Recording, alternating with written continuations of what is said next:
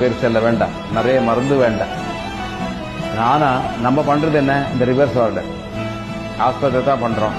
டயபெட்டிஸ்க்கு ஒரு லெவல் இருந்தது, 120 fasting, 200 post prandial, அப்படி ஆரம்பிச்சாங்க.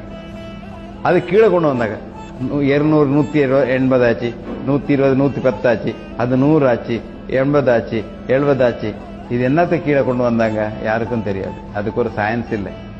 அது ஒரு 10 மில்லிகிராம் கீழே கொண்டு வந்தா 50 மில்லியன் பேஷண்ட்ஸ் ஜாஸ்தி கிடைக்கும்.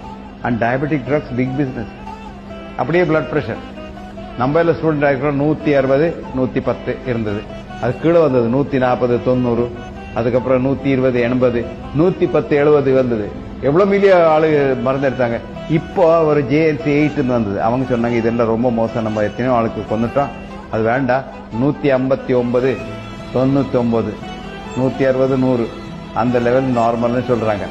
அந்த ரிப்போர்ட்டை வெளியே வர விடுறது இல்லை ட்ரக் கம்பெனி, கட்டி பிடிச்சிருக்காங்க. நீ என்ன சொல்வ, இப்ப சும்மா ஒரு கொலஸ்ட்ரால பிடிச்சி அது ஒரு கோஸ்ட் பண்ணி அது சீக்குன்னு சொல்லி எவ்வளவு பணம் பண்ணாங்க தெரியுமா?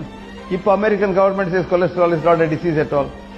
எப்படி நான் 45 கொல்லமா எழுதியிருக்கேன், cholesterol is not a disease, it's produce by in your body for your own good, it is good, if you lower your cholesterol with drugs you will get more cancer. இதெல்லாம் எழுதி திட்டுவாங்க. அப்புறம் இந்த நம்ம ஊர்ல நிறைய இந்த ஃபுட்லயே மருந்து இருக்கு.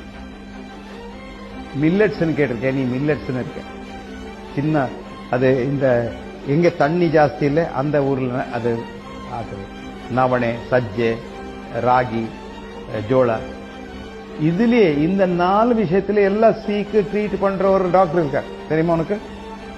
பொய் இல்லை, பெரிய டாக்டர், பிஹெச்டி. எல்லாருக்கும் வெஸ்டர்ன் மெடிசின் வேணும்.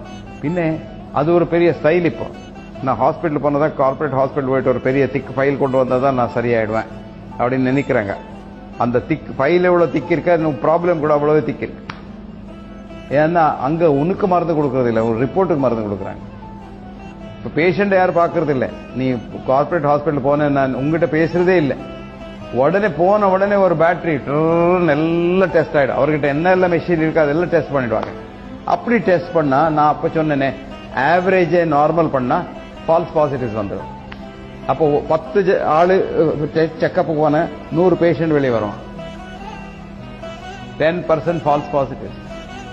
பாத்தியா? அதனால இந்த இதெல்லாம் சேஞ்ச் பண்ணணும்னா உலகத்தில் ஒரு மைண்ட் செட் சேஞ்ச் பண்ணணும்.